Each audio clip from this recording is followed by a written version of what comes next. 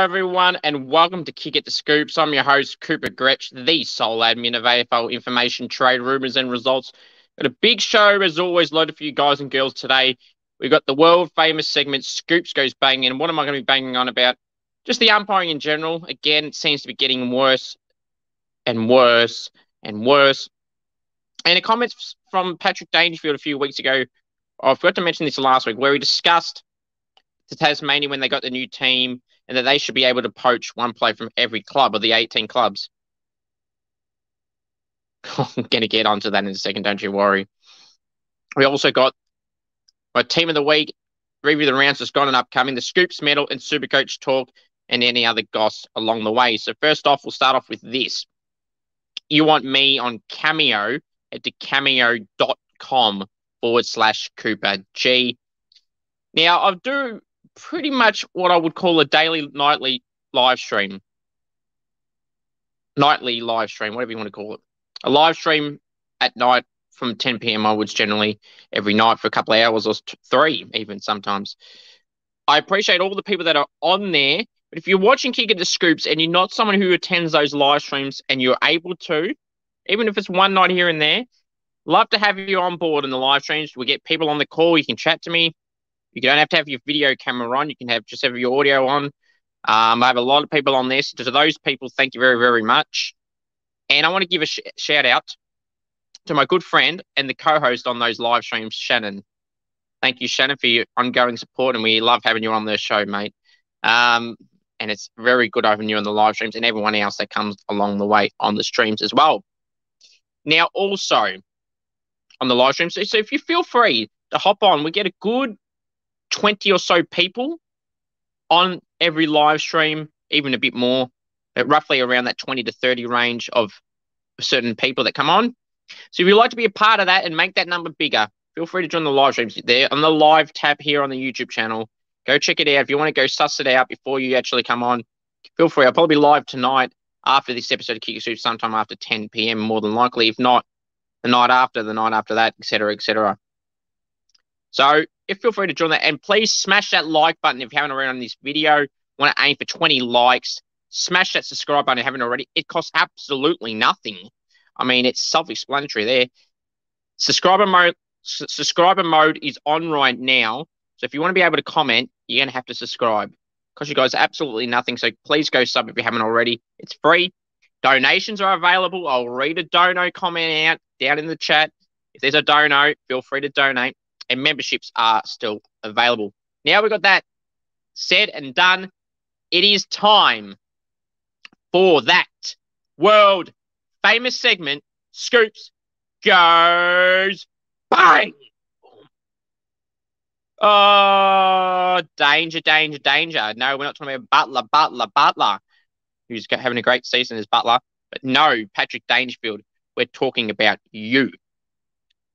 Now, a couple of weeks ago, pretty much the day after Tasmania got their official license granted for season 2028 and onwards, you had said that that Tasmania should be able to poach one player from each team. Seriously, Danger? Really? I'm sure you say that now, but had Tassie got granted what you said and they said, yeah, we'll take Jeremy Cameron, I'm pretty sure your tone will change, mate. That is one of the most ridiculous comments I've heard all year. In fact, it's probably the worst. There's a lot. We can talk about the umpiring and stuff like that, which I'm going to get to again shortly. But Danger, really? Yes, he may be a good footballer and all that, and a Brownlow medalist, but Danger. Seriously. The more you talk about topics like this, the more you make yourself sound more stupid. Yeah, you're entitled to that opinion. I'm not having to go to you for having that opinion. It's what the opinion was.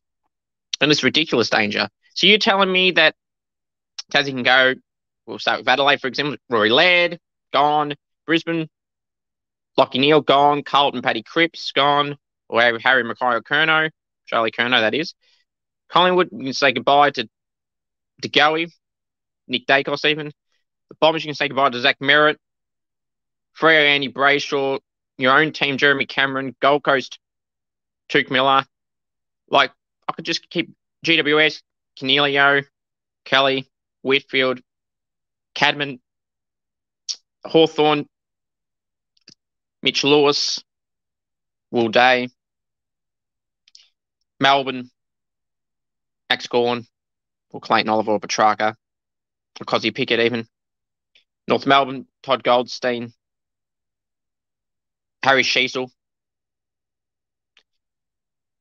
Nick Larkey even, Port Adelaide, Rosie, Butters, Dersma, Aliria, Richmond, like Dylan Grimes, St Kilda, Mateus Filippo, or Max King, Swans, Parker, Heaney, Papley, like, and then the Eagles, well, Gaff, Tim Kelly, Oscar Allen, Bulldogs, Jack McRae, or Marcus Bontempelli. Like, danger. Seriously. Those names I just listed off the top of my head. Now, I'm sure if they had that luxury, they wouldn't all pick all midfields necessarily. They'd pick probably 5 key forwards, 3 key defenders, 2 ruckmen, possibly 3, and the rest mids. Like, you know how ridiculous that sounds? Seriously, danger. Lift your game.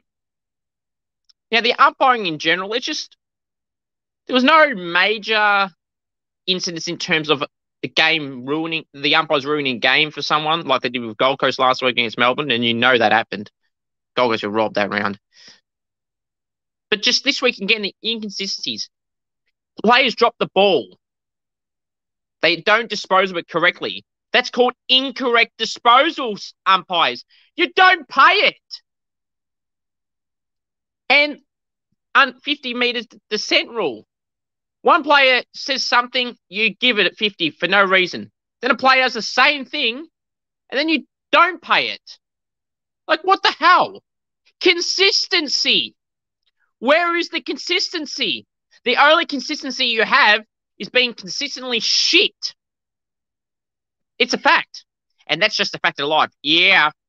Yeah, see if you got that reference. But yeah, see, that's the only thing they're good at. Being consistently shit. I mean, umpire the game properly, and I won't have to say this every week or most weeks. Just simple, gents and ladies. Get the rules correct, which is debatable, but follow the rules you got. Don't be inconsistent. You have one umpire say that's dissent and one will say it's not. Like, what? And umpires overruling each other. I don't think 4 umpires has made it any better. Now, granted, if someone from the umpire further away from the one that's in the play that calls a free, sometimes they've done it for the right reasons. But sometimes they've done it for the wrong reasons. Deliberate out of bounds. If a player is going forward and they're losing the game, like that DeGoey thing I mentioned, I've seen more type of examples like that given. Not to that exact way it happened and time of the game, but just in general, you know. Like, how's it deliberate? He's going forward, and 2, they're trying to get in front. Like, my God, the umpiring is shocking. Shocking. I'll say it one more time. The umpiring this year has been consistently shit. That's the only thing they're consistent about. Being consistently shit.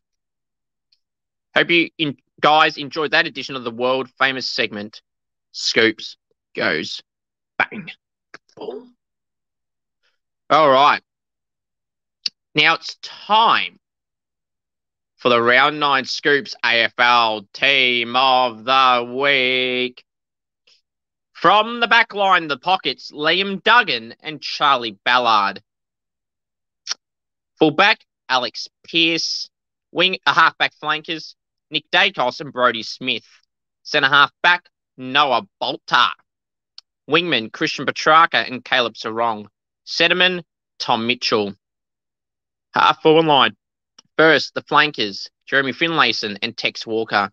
Centre-half forward, Ben King. Forward pockets, Jack Higgins and Lockie Schultz. Full forward, Joey Danaher. Ruckman, Todd Goldstein. Rovers, Errol Goulden and Matt Rowell. Interchange, Zach Butters, Dustin Martin, Sean Darcy from the Dockers, and Lockie Ash. And the sub, Jordan DeGoey. The 4 emergencies, Lockie Neal, Luke Jackson, Mason Cox, and Mason Redman. Now, reasons. First off, I don't know. I don't want to mix the order up. I'll forget then. All right, potentially. Probably not, but we'll see. Anyway, so Liam Duggan, goal, 32 possessions. Now, I know he played a bit more of halfback, but look at the halfback guys I got there. I mean, it's a bit hard to put the 3 halfbacks in the 2 spots. Obviously, one has to go in the back line. They more were up the ground halfback wing type roles, and that's where a lot of their ball was used. I had to put one there, so Duggan can play there. Greater kick to goal, 32 disposals, decent efficiency, meters gained. Despite the Eagles getting spanked, he was probably their best player, Liam Duggan, along with a few others. Alex Pearce did a great job on Buddy. Buddy did absolutely nothing, 4 or 5 disposals, no impact on the game. Alex Pearce deserves the nod in the team of the week. Keep Franklin goalless as well, basically. It's great effort from Alex Pearce. Nick Dacos, 42 disposals. I mean, do I have to explain myself? Great player. Wingman Brodie Smith kicked a good goal, about 33, 34 disposals against my Saints. Was very, very good and was a key reason why they won. Brodie Smith seems to always go well against us. Brodie Smith, he is an underrated player. He just goes under the radar. You always had the Sloans, the Matt Crouches when he was playing regularly in his prime. The Texas, Eddie Betts when he was there, Riley O'Brien, guys like that, getting pumped up. Brodie Smith and Rory Laird. And Brodie Smith has seemed to always go under the radar. Very underrated is Brodie Smith. He's got a whopping right foot kick. One of the best distance kicks in the AFL right now. Shane Savage was one of the best the last 10 years. But Brodie Smith, the current players, is the best, probably, long-range distance kick right now. Along, if I can't forget the cannon, Trent McKenzie. And James Sicily even. So, probably one I'm forgetting too. I'm just trying to think. I swear there's another one or not. Can't think of the top of my head. But anyway, Noah Bolter, great job on the Geelong key forwards. Now, Hawkins and Cameron, they did get a bit of the ball, but they didn't really make an impact on the scoreboard. Really rare. I think Cameron only got 1. Hawkins may have kicked 2. But there was no real impact from either. And Noah Bolter did a pretty good job. A lot of intercept disposals, so deserves a spot on the team. Now, I know Petrarca and Sarong didn't play on the wing. I understand that. There was no dominant wingman in the round. Both of them can play that position, so that's why they're there. Tom Mitchell, centerman, so that's why it's like that. Tom Mitchell's more mid-only, inside mid, so therefore Petrarca and Sarong have got the speed and power to play those roles if need be. But Petrarca, 5 goal assists, 10 score involvements, brought him in with Supercoach team. He got 148, did a great job, 33 on disposals. Missed a few shots and goals, which is a bit annoying, but he was great. Caleb Sarong, 33 on disposals and a good win over the Dockers Yafol, over the Swans, and Tom Mitchell, 36 disposals and a big win over the Giants. Part 4 line, Jeremy Finlayson had a big day. 3 goals, 5. He could have kicked 8. He had 20 disposals. Had to be in the team. Ben King kicked 4 goals, 3. Could have kicked 7. Ben King was great against the Eagles. Tex was fantastic on Dougal Howard and Cal Wilkie. They both played on him, by the way, not just Cal. Dukes was on him for the first part of the game in particular. So, but yeah, Tex was great and a big reason why the Crows won, along with Brodie Smith. All right, the pockets, Higgins and Schultz. Schultz kicked 4, 13, 15 disposals. It's a great part of the Dockers' close win over the Swans. It was a good win. I didn't think the Swans were getting in, but the margin in the end was a bit closer for comfort for them. And the Dockers got the win, and he did really, really well. 4 goals, 15 on disposals. Jack Higgins, now people are going to go, the Saints lost by so many points. Doesn't matter.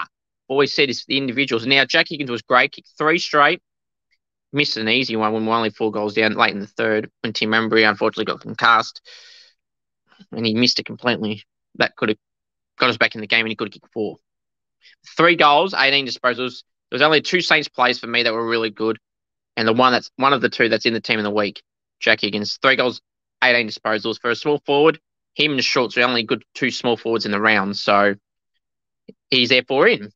And I can't put another tall. He's already got Finlayson and King Walker. And the next man I'm going to speak of, Joey Danaher, who kicked 6, missed a few as well. Could have kicked even more than 6. Joey Danaher was on song against his old side. And I know how sweet that would have been for Joey to kick it against the old side. Ruckman, Todd Goldstein. The Ruckman spot was hard to pick. It was... You had the Goldsteins at Darcy's, Rowan Marshall, and there was a 4th one as well. I forgot who the other one was. Oh, Mason Cox to a degree. So there might have been actually 5. So it's really hard this week to pick it. Todd Goldstein, I don't care that his team got spanked here. 24 disposals and 56 hitouts. And you also compare the pair, if you pardon the pun there. No sponsorship attachment there. But Goldie, 24 and 56 hitouts. Go look at his opponent, Brian Teagle, who did absolutely nothing. Had like in the teens in hitouts and like 7 disposals. So Goldie had to get in the team of the week. One of Brian Teagle got his first goal in league footy, but Goldstein gave him an absolute bath. So he had to get a spot in the team. Errol Gordon, 2 goals, 1, 39 disposals. I don't care that they lost. He was so good. A lot of clearances, contested possessions, etc. Efficiency was high. So he had to be in the team. Matt Rowell, he had 25 odd disposals, but he had 17 tackles. That's the major stat here. His efficiency was high. A lot of contested possessions, Matty Rowell. He's in great form. He's in that form where he got those consecutive 3 votes, like an Aaron Hall type at the start of a season last 2 years ago. That's the start of form that Matt Rowell is showing right now, especially in the last month. In the absence of Touk, too. So he's stepping up as Matty Rowell. Will that affect him though when Touk comes back very shortly? We'll have to wait and see. The Butters, Dustin Mark kicked 4 and 19, had to get in the team. Zach Butters, really good in the 30 possession range, decent efficiency in metres gain and clearances and tackles. Sean Darcy was the second best ruckman for me. Big numbers as well. He dominated his ruckman in Tom Hickey, who's a very good ruckman in his own right. So Darcy had to get in. I was debating whether I put the 2 ruckmen in. I probably could have put Luke Jackson in the team. That's essentially who took his spot, his own fellow ruckman in Sean Darcy, because I felt that Darcy was more impactful than Jackson because it was one or the other. And then I already got all the key forwards, so I don't really need 2 ruckmen either, but that's what I went with. And Lockie Ash, a goal, 32 disposals for the Giants, a good efficiency, tried hard all day. So spot. And Jordan DeGoey is a sub, who was the next best player. As soon as the week I got him out in Supercoach, he goes back to the big game. It's a couple of big games, a quiet one, then a quiet one, then a couple of big ones. It was nice while it lasted. I had him last year too. It was time to go, and I'll mention who I got him for very, very shortly. But yeah, then the emergencies there, as I said, Neil was the next mid, Redmond was the next halfback, Cox was the next forward ruck, so was Jackson. So there you have it. That's my team of the week. Leave your thoughts down below. Now let's go review the round 9 games. All right. And before we actually do that, gents, let me get that banner off for seconds. I've got to put a photo up, and it's going to get covered by the banner if I don't put it up. So let's have a look. See? All right. So that's the ladder after round 9 too, gents. So you get the Pies 1 game ahead of the Demons, the Lions, and the Power. So you got Melbourne, Brisbane, Port in 2nd, 3rd, and 4th. In 5th place, you got my Saints after I lost to the Crows, 17%, which I'm not happy about. That's the major reason why I'm not happy about.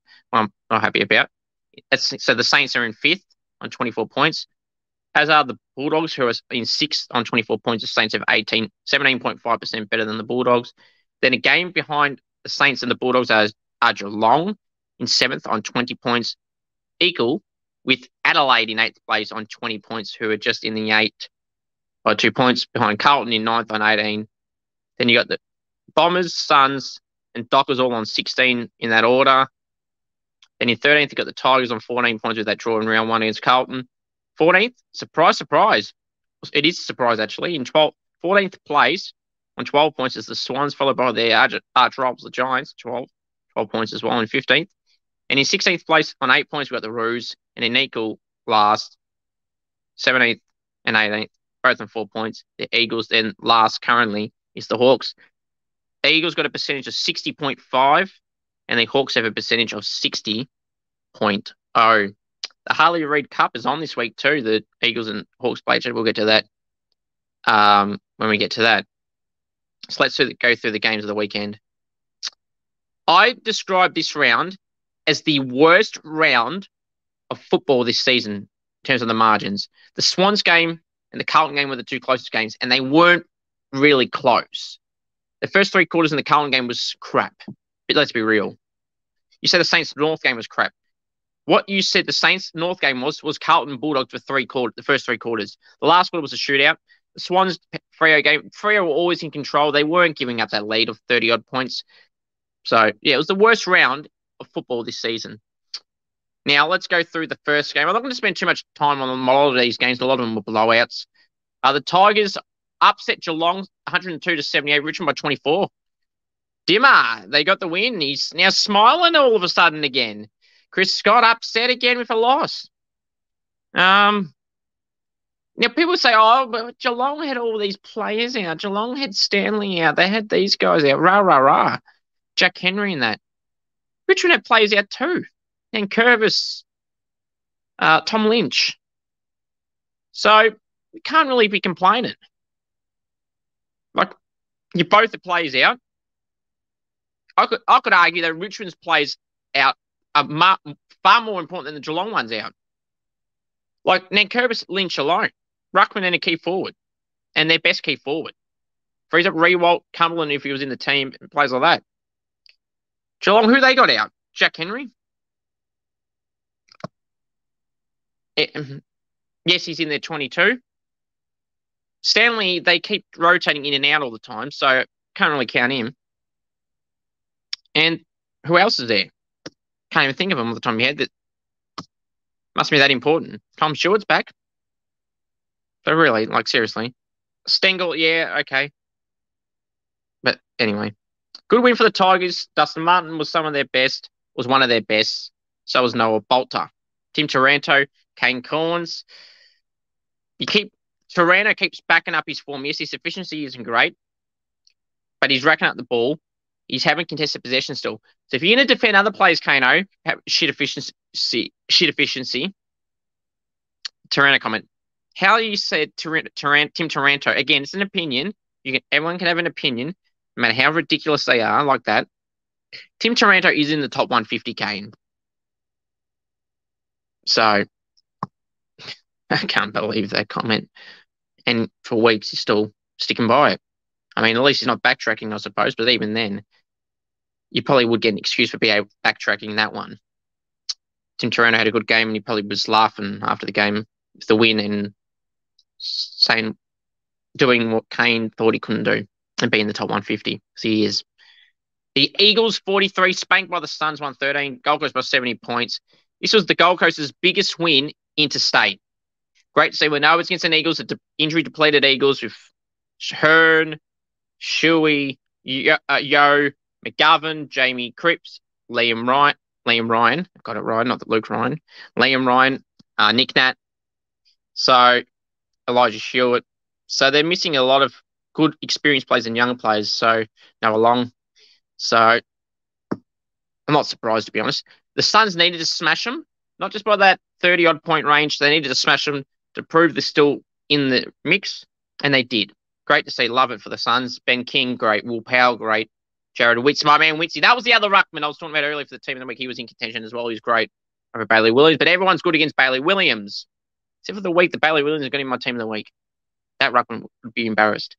But yeah. It's like Ben King 4-3. James Sardis, the sub, kicked his first 2 goals in league footy. Great to see for him. 28 years old. Was at Geelong originally, then played Sanford for a little bit. Won the McGarry medal in the Sanford, their Brownlow version. Played in a premiership with Woodville West Torrens with my mate Dan Menzel and Jack Hayes. Yeah. Deserved a list spot. He's got at the Suns. Hard to get in that midfield. Played as a small forward recently, and he did a good job there. It's the super sub. But yeah, it's a big win for the Suns. Real, as I mentioned earlier, 17 tackles, 25 odd disposals, a lot of contested possessions. Absolute star. Charlie Ballard, was also really, really good. Swans, Dockers, 86 to 103. Brayshaw, Sarong, Hayden Young, Luke Jackson, Sean Darcy were great. The Swans, Chad Warner was probably their best player. 17 points, but the margin was more than that for the majority of the game. Let's be real. Not going to spend too much time on this one. North Melbourne, Adelaide, Port by 70 points, 65 North, 135 Power. All Francis did absolutely nothing in the big rivalry. Zurhar did absolutely nothing. All talk, no action is Cam Zurhar. There was booing. Like, you had to expect it. So, it is what it is. But Goldie was great. Todd Goldstein always delivers. So I made that video about him for his Manny-Cerneth game against the Suns. Superstar, a true shin boner, Todd Goldstein. Great game from him. The rest of the team, I don't know why they bothered showing up. Nick Larkey was pretty solid as well. But the rest, the other 21, why'd you bother turning up? What an absolute disgrace. 3 shit games in a row from North Melbourne. Now people go, oh, it's good. Well, no. North Melbourne, yes, there was no big expectations on them, but put it in the effort. There was no effort in this game, no effort in the St Kilda game, and no effort in the Melbourne game. What happened to the games earlier in the year? Even when you weren't winning, you weren't being spanked like this or playing as bad as this. We're not at round 20. You're doing this now at an early stage still. It's just ridiculous, really. It really, really is. Next game, Hawthorn Melbourne. This game was no better than that one. Melbourne by 54 points, 49 to the Hawks, 103 to the Demons. Oliver, Petrarca, Viney, Main is 200th, Sam Frosty is 150th. Frosty. The Hawks, Will Day was their best player, and James Warple was pretty good as well. Outside of that, not much else to brag on about. Lloyd Meek, I thought, actually, I want to give him a quick shout out. Did a solid job of Max Gawn and Brody Grundy. So well done to Lloyd Meek, who I said is an underrated ruckman. And had he not been behind Sean Darcy, he would be playing every week. And now he should be playing ahead of Ned Reeves, who's laid out. Max Lynch, if he gets back from his concussion issues, and Max Ramsden. Lloyd Meek is far better than all three combined.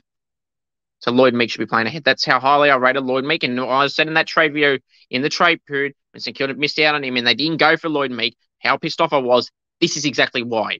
Lloyd Meek is good. Absolutely good. In the ruckman in the next 5 years or so, Lloyd Meek will be one of the best ruckmen in the competition in 5 years' time, if not even shorter than that.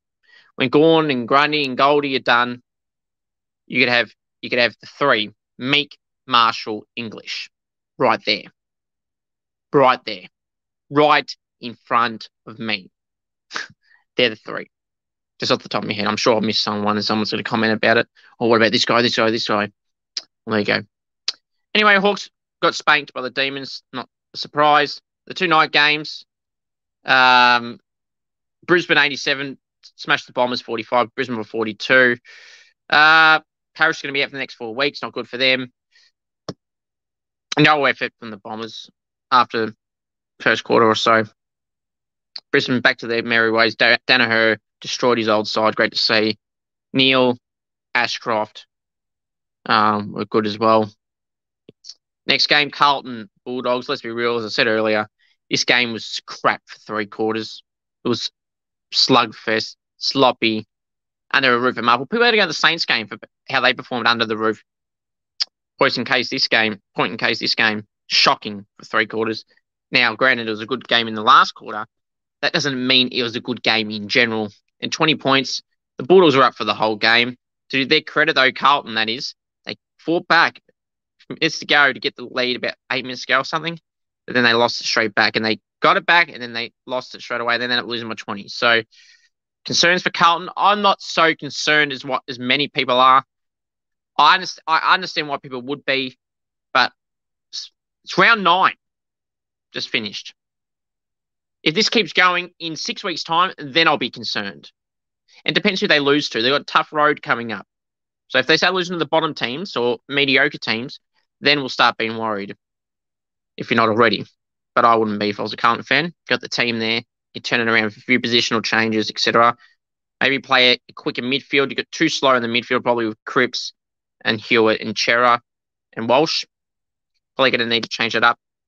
Ollie Holland's in there. I know he plays well off the wing. Add plays like that through the midfield and just try a few things. people might say Jesse Motlop, I wouldn't, but someone like Ollie Hollins, give it a go. You do what St Kilda do with Jack Sinclair. Give him a quarter in there, about 3 centre ball ups in there.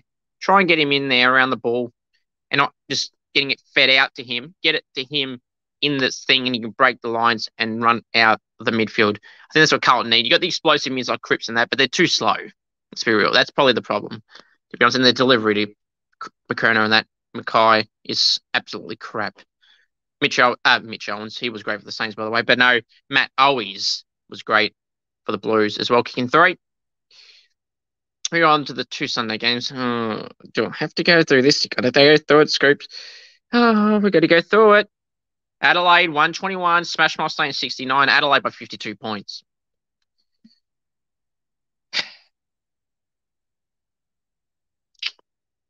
Not good. Not good. But one thing I will address is people are saying to me now and on St Kilda posts and on AFL posts about the Saints and shit, oh, it's all over. The Saints are crumbling down. They're going to do what they did last year. Rah, rah, rah. So hang on a minute. First you rave on about how good Adelaide is. Then we got beaten badly yes, but by that supposed great team at their home ground. Why is it panic stations for? Max King's back next week. Gresham's back next week, more than likely too. Winhag had a dominant game in the twos. I've got no panic stations at all. At all, none. Timmy Membry's going to miss a concussion. What a brave, courageous mark by Timmy Membry on Skunk. He did it for the team, no matter if the game was over, and he did a courageous effort. Shows how committed Timmy Membry is to the footy, so hopefully, wish Skunk all the best. Hopefully he's back the week after against the Hawks. But after the Giants game, that is, because he can't play this week because he's in the concussion protocols. Just seriously. It's not panic stations at all. It's Adelaide. We didn't lose to Hawthorn or West Coast or North Melbourne or some bottom team like that. Then I might be panicking. But to the Crows at their home ground, in the form they're in, I'm not panicking at all. Maybe the way we lost wasn't great. Cal Wilkie didn't have the best of games. But neither did Jack Sinclair, who was tagged by Ben Keys, who did a good job on him in the first half. Sinclair was still okay, but not damaging as he normally is. Crouchy was still good. 30 disposals, really good and underrated player. I'm going to keep saying it until people appreciate Brad Crouch some more. And even in the coaches' votes, to start showing him some love, for God's sake. Jack Higgins was good. Marshall was okay. Was off precautionally in the last quarter, just like Jack Steele. So they're both okay. The margin, unfortunately, the win couldn't happen, so they kept him off. Fair enough. Would have been nice to have him on, though, to keep the margin lower, to not ruin the percentage, where I said we lost 17%.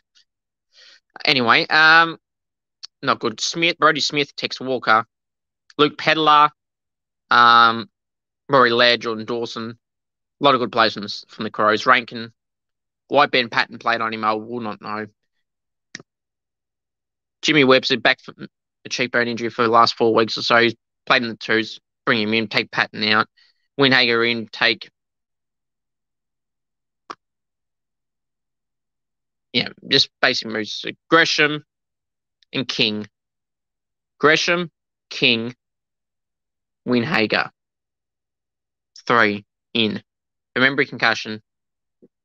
Cooper Sharman. And Malira. Sorry, I'm not going Malira. That's what I would do off the top of my head. And I'll consider Tommy Campbell, who's completely underrated. He is underrated. As I said in that underrated video, go check that out. If you haven't already, it's on the channel. Go sub if you haven't already too. We're on to the Pies Giants game. Big win for the Pies. Disappointed for the Giants, actually. 65-point loss. GWS 55. Collingwood 120. Ash was good for the Giants. So was Canelio. But for the Pies, DeGoey, Nick Dacos, Josh Dacos was solid. Mason Cox, surprisingly, actually did something. Tom Mitchell. So, big win. All-round great effort. Elliott popped up for 3. Another solid game. So was Brody Mychik was okay as well. And Bro McCreary is actually very underrated. He's an explosive player. He's got some speed about him. Snags up some goals and does a lot of tackles, and he tackles hard, and he makes you earn it. He doesn't just do little little rinky dink stuff. He'll tackle you well and make sure you don't get out of that contest. By McCreary. Pye's too good, and Craig McRae. They're on top of the world. They're on top of the ladder right now. Fly, Craig McRae is doing a great job. Coach of the year so far. What do you guys think? Ross Lyon? Who do you think? Comment down below. Now, we're going to move on to the next segment, which is, here we go, the Scoops Medal. Going to reenact it like the great Gillan McLaughlin. Round 9, Richmond v Geelong. Richmond and Bolter, 1 vote. Richmond, D. Martin, 2 votes. Richmond, T. Taranto, 3 votes. West Coast v Gold Coast. Gold Coast, N. Anderson, 1 vote. Gold Coast, B. King, 2 votes. Gold Coast, M. Rao, 3 votes. Sydney v Fremantle. Fremantle, C. Sarong, 1 vote. Fremantle, S. Darcy, 2 votes. Sydney, E. Goulden, 3 votes. North Melbourne v Port Adelaide. Port Adelaide, Z. Butters, 1 vote. Port Adelaide, J. Finlayson, 2 votes. North Melbourne, T. Goldstein, 3 votes. Hawthorn v Melbourne. Hawthorn, W. Day, 1 vote. Melbourne, C. Oliver, 2 votes. Melbourne, C. Petrarca, 3 votes. Brisbane v Essendon. Brisbane, Al Neil, 1 vote. Brisbane, W. Ashcroft, 2 votes. Brisbane, J. Danaher, 3 votes. Carlton v Western Bulldogs. Western Bulldogs, T. Liberatore, 1 vote. Carlton, S. Walsh, 2 votes. Western Bulldogs, B. Smith, 3 votes. Adelaide v St Kilda. Adelaide, Al Pedler, 1 vote. Adelaide, B. Smith, 2 votes. Adelaide, T. Walker, 3 votes. Collingwood v GWS. Collingwood, T. Mitchell, 1 vote. Collingwood, N. Dacos, 2 votes. Collingwood, J. DeGoey, 3 votes. The leaderboard after round 9 in equal 3rd place on 11 votes. Rory Laird, Toby Green, and Jordan DeGoey. In 2nd place on 14 votes, Jack Sinclair. And in equal 1st place on 16 votes, Clayton Oliver and Nick Dacos. Now, here is the leaderboard on your screen. And if you're watching on Spotify or Apple Podcasts, please go sub and hit a like on the video. Here we go. I make sure I don't put the wrong graphic up. There we go. There's the leaderboard after round 9. Equal 3rd, Toby Green, Rory Laird, and Jordan DeGoey on 11 votes. In 2nd place on 14 votes, Jack Sinclair, the Saints. And equal 1st on 16 votes, Nick Dacos and Clayton Oliver. Now, let's just see the vote getters of each top one of each game. The Richmond game was 3 votes to Tim Taranto. In the Eagles game, it was to Matt Rowell. In the Dockers game, it was Errol Goulden. In the Roos game, it was Todd Goldstein. In the Hawks game, it was Christian Petrarca. In the Bombers game, it was Joe Danaher. In the Bulldogs game, it was Bailey Smith. In the Saints game, it was Tex Walker. And in the Pies game, it was Jordan DeGoey. So, just a little fun fact here. 2 Smiths, side by side there on the screen, different votes, but 2 B Smiths in 2 separate games getting votes. Just a little fun fact there for you. Now, okay, now let's go to the next topic. Supercoach talk. Now, I'm looking forward to this one today. Well, I am every week, but my round 9 score, gents, was 2,214, and I'm now in the top 21%. So, what can I say? Good score. Again, just a few underperforming midfielders that are premium players. I used that strategy, gents, in the end, and ladies. I wanted to get the top echelon mids. So I wanted to get the Petrarca, Oliver, people that those averages of 150, 110 plus. I've got too many of my premiums that are averaging 100 to 108, which is okay. But I can't have my entire top midfielders be averaging that. They need some being at the top, which is what Oliver was doing. But he didn't really have many other contributors, like Neil and Laird were hanging around that 100. So I added Petrarca, and he delivered with 148. I took the vice captain loophole with Jared Witzy, got 124, so made that 248 as captain. What on you, my man Witzy? Who I'd love to have on the podcast, by the way, Jared, if you're listening, or some of the Suns boys, which I know that listen normally. It helped me get Witzy on. I would love that and appreciate it. But yeah, performed well. I got him. Oliver got 148. Not Oliver. Petrarca got 148. I'm like, damn it. But you took the safe option with Witzy 124. Fair enough to do that. Anyone should be taking 124 no matter who it is and who's next and who they play next. But yeah, that's what happened. And then, yeah, so had Sicily score well. Sinclair underperformed. Dawson underperformed in the scoring ranks. Andy Brayshaw robbed again right in front of me. I'm getting sick of this. Brayshaw and Sinclair are getting robbed of points every week. They're not playing crap, which is why I haven't taken them out. But they're getting robbed of points, and it's pissing me off. Getting 30 possessions every week, and they're not always scoring 100 now. If their efficiency is shit, I would understand, but they're in the 80s and the 70s. They're not averaging the 50s or anything like that. They're not having a bunch of turnovers. So why the hell are they not scoring 100 at least every week at the possessions they've had? It is really annoying. It's grinding my gears. Now, I've got 2 boost trades left, okay? And I've made 2 trades. 3 trades, rather. So if I keep it at 3 trades, which I will, I'll have 1 boost trade left. Now, in the buy round, you're like, oh, Scripps, you're leaving from the buy round. Nah, I'm not going with that strategy really this year. Like, I use one in the buy rounds, I do, but I'm not planning to use it purely because, I'm going to have plays out. Everyone's going to have plays out. I don't want to be wasting trades either, really, during those 3 buy rounds. I'll say that now, and I probably will. But it's a week-by-week situation. I don't plan to put it that way, okay? The only bad thing about downgrading players in the moment to cheaper 120k guys, 123, 117, 102 guys or 150 max. It's like Tom Berry and Harry Sharp are the only 2 options. So I brought them both in. First off, I shouldn't have said that first. I traded out Will Ashcroft, Anthony Caminiti, and Kate Chandler. Ashcroft scored well on the weekend, but his break even is still going to be 84, which I don't know why it's that high after just scoring 97. When his break even was only 40 the round before. That makes no sense. But anyway, so I've traded him out. He started to have good form in the last 3 weeks, in particular. But again, no, just get rid of him. And for the person I got, I had to do it this week. So I got rid of Anthony Caminiti, Kay Chandler, and Will Ashcroft. Brought in Harry Sharp and Tom Berry. Berry for the bench and the forward line. Harry Sharp on the midfield. I could swap it with Angwin or Matt Johnson if he comes back.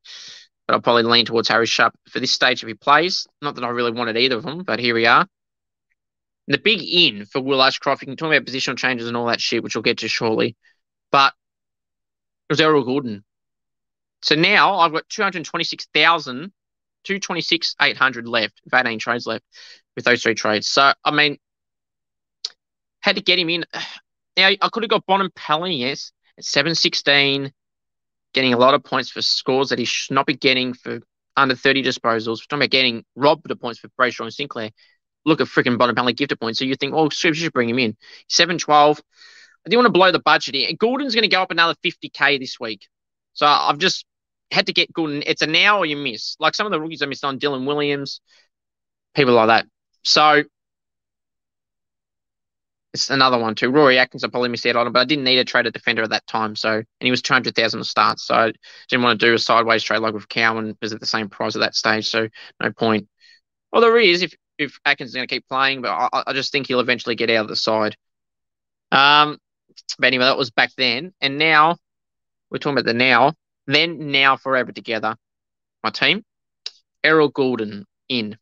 So that saves me 226. So next week, I'll probably be able to trade one of three: Sincotta, Filippo, or Seamus Mitchell. Filippo stagnating around his price now. Lockie Cowan is another contender if he was to come into the team, but I don't expect that to happen, unfortunately. But yeah, we'll have to wait and see what happens there. But I'm happy with that. So this is my full team. I've changed the positional trades around. So this is my back line. Still the same there. Dawson, Sinclair, Sicily, Nick Dacos, Will Day, and then Alex Sincotta. And the bench, Charlie Constable and Lockie Cowan. The mids are still Laird, Brayshaw, Oliver, Neil, Rosie, Petrarca. And now add the two new inclusions, Errol Gordon and Harry Sharp. Filippo's moved to the forward line. We'll get to that shortly. The midfield bench, Ryan Angren, Blake Drury, and Matt Johnson. Rucks, Witsy and Marshall, that ain't changing. And bench Ned Moyle.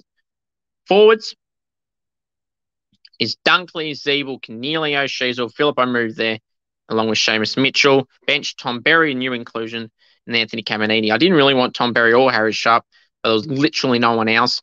The only other options were guys that have been subbed, like who guys have been subbed in the last few weeks. Like, they're just not worth getting. Like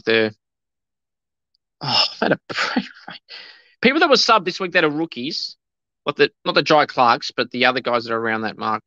Alan David Jr. was a sub, so not people like that, but those type of names, like who you might consider as cash cows. Yari Donald from the Bulldogs, wouldn't get him. He got subbed out. It just plays like that. So I'm not selecting plays like that. Their scores are stuffed because of that being sub and getting subbed out type thing. So I don't really want to get them. Berry, and I don't think Tom Berry's going to last that long in the team, if I'm being honest. Neither is Harry Sharp, but fingers crossed I can stay for another 2 or 3 weeks. I've got options. I needed to trade them to someone. I'm hoping they can make some money over the next 3 weeks and hopefully dump them very shortly in about 4 weeks' time or so. Hopefully they can keep getting a game and score 50s at a bare minimum. Hopefully an odd 90 or 100 would be awesome. Berry's tackler, averaging the most possessions, and Sharp had good efficiency on the weekend. So wait and see there. And Tom Berry and Anthony Caminiti on the bench there. I thought I already Caminiti. I didn't. Well, he's probably the next one, actually. I'd add him to that list of names. Pitch the train next. So really, I got four rookies left on the field. Filippo. I'm not counting Sheasel as a rookie, even though he kind of can if you want to, but I'm not.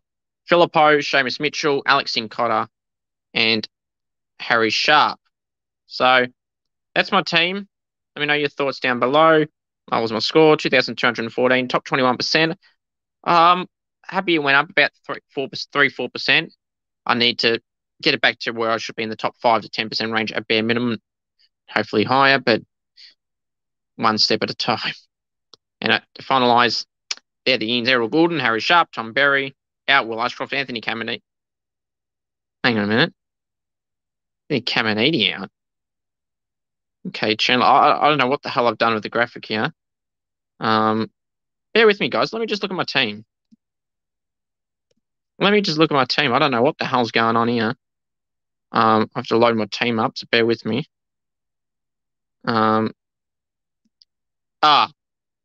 I got it. Matt Roberts is the one I got on the bench. They're not Caminiti, so let me change that. M. Roberts. I was going to say I won't be trading out Matt Roberts because there's just no point at that price he is. So there it is. There's the updated bench. Tom Berry and Matt Roberts. I wish I had Caminiti there because then that'd be what I can make more money off.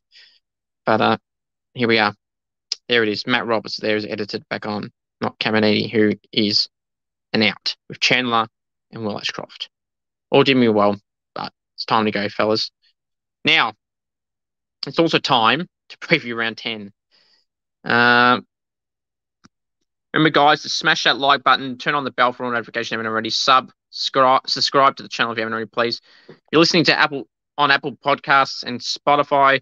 Go check a follow, whatever you want to call it on there. Turn on the notification button on there as well. When I aim for 20 likes on this video, go smash the like button if you haven't already. I greatly appreciate it. Get your friends on board, share them, send them a link, etc. We greatly appreciate it. So the round 10 games we'll go through. Friday night will be a good game. Friday night, at the Adelaide Oval. Port Adelaide hosting the Demons, 7:50 Victorian time. I've tipped Melbourne in the clutch. This game's going to be really hard to tip. I could change my tip during the week if I feel like it, depending on the ins and outs. For now, I'm tipping the Demons. Saturday, 1:45 at Marvel Stadium. It's the Roos hosting the Swans. 1:45 Vic time. All these times to say a Vic time. I'll be going for the Swans. 2:10 at Mars Stadium in Ballarat. The Bulldogs hosting the Crows. The Crows beat the Bulldogs last time in Ballarat when they weren't so good. And now they're going really well, so I'll be tipping the Crows there. 4:35 at Optus Stadium in Perth. Freo hosting the Cats. I've tipped Geelong, but don't be shocked if Freo get this done. The Q Clash at the Gabba. 7:30 Saturday night. The Lions hosting the Suns. I'll be tipping the Brisbane Lions there. Hopefully the Suns can get the win there. That'd be nice to see. Dreamtime at the G Saturday night, 7:40. That Suns game is 7:30. 7:40, and the Cats game is 4:35. 4:35 if I didn't say that against the Dockers. 7:40 p.m. Dreamtime at the G Saturday night, Essendon, Richmond. I've tipped Richmond for now. I don't know. I've tipped Richmond for now, but that could easily change depending on the selection of the teams as well. They say Toby Nankervis could play this week, so we'll have to wait and see. Sunday, Hawks, Eagles at UTAS Stadium in Tassie, 1:10. I've tipped the Hawks because they're in Tassie and they're better than the Eagles, and the Eagles have a lot of injuries, so that's why I've tipped the Hawks. Sunday, another hard game, 3:20 at the MCG. Carlton hosting the Pies. I'll be tipping the Pies. Final game of the round, a danger game for us, the Saints. It's the Giants hosting the Saints, 4:40 at Giants Stadium on Sunday.